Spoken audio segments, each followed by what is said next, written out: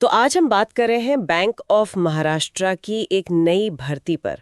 हमारे पास बैंक का official notification है और एक वेब आर्टिकल भी।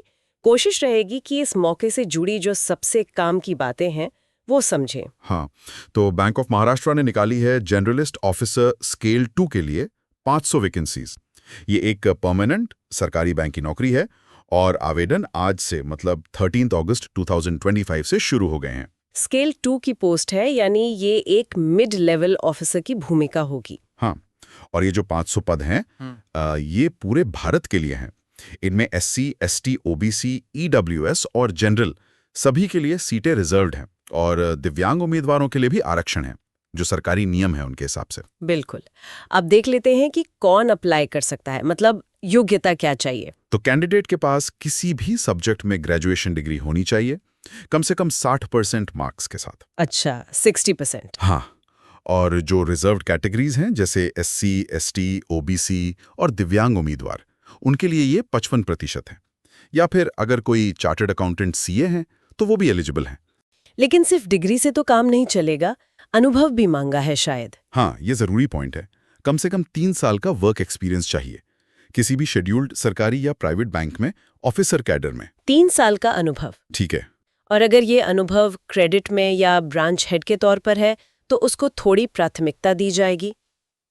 उम्र की बात करें तो 31 जुलाई 2025 तक उम्र 22 से 35 साल के बीच होनी चाहिए। 22 से 35 साल। और रिजर्व्ड कैटेगरीज के लिए छूट होगी। हाँ, बिल्कुल।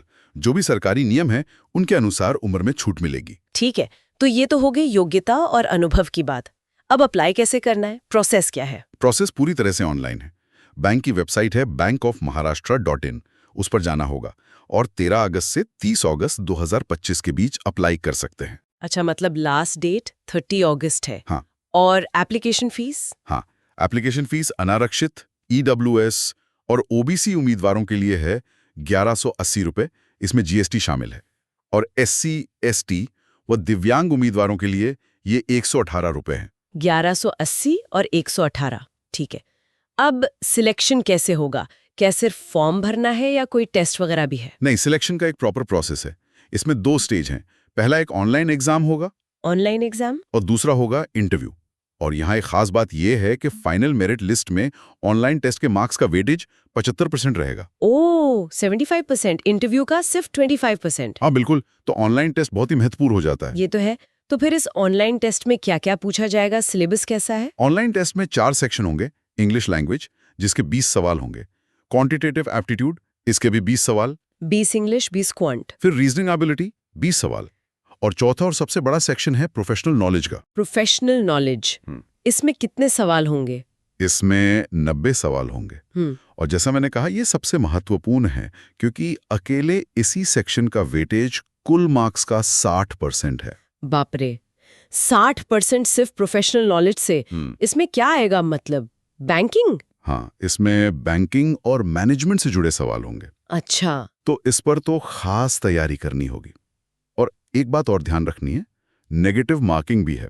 अच्छा। हर गलत जवाब के लिए 0.25 मार्क्स कटेंगे। अच्छा, नेगेटिव मार्किंग भी है।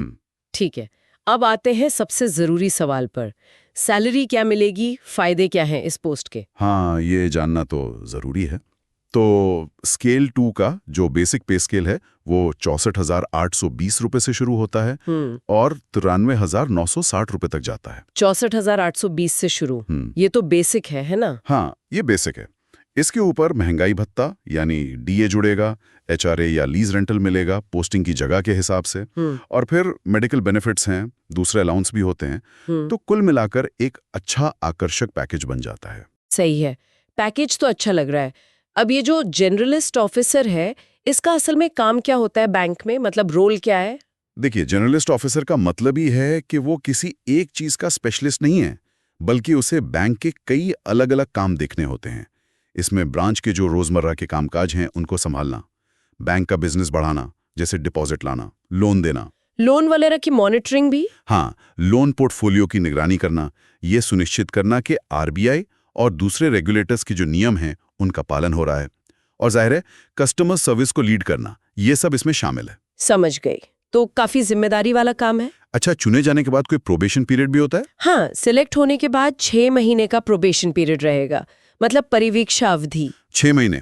ठीक है। और मैंने कहीं पढ़ा था कि इसमें कोई सर्विस बॉन्ड भी होता है। हाँ, ये जानना भी जरूरी है। सिलेक्टेड कैंडिडेट्स को एक सर्विस बॉन्ड साइन करना होता है।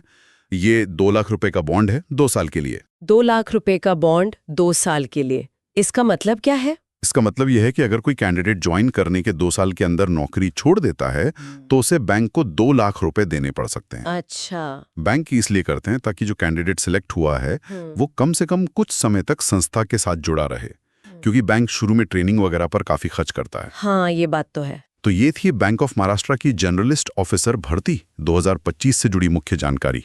500 स्थायी पद हैं, 30 अगस्त लास्ट डेट है, और जिन ग्रेजुएट्स के पास कम से कम 3 साल का बैंकिंग अनुभव है उनके लिए वाकई एक अच्छा मौका हो सकता है। बिल्कुल।